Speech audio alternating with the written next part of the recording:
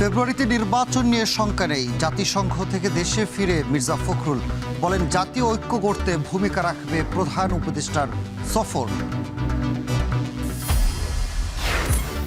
এনসিপিকে শাপলার প্রতীক না দেওয়ার আইনি ব্যাখ্যা দাবি নাহিদের। জনগণকে সাথে নিয়ে ইসির বিরুদ্ধে কঠোর আন্দোলনের হুঁশিয়ারি।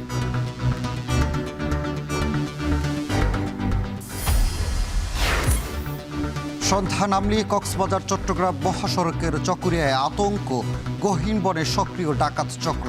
হামলার শিকার ছোট ছোট যানবাহন, নিষ্ক্রিয় প্রশাসন।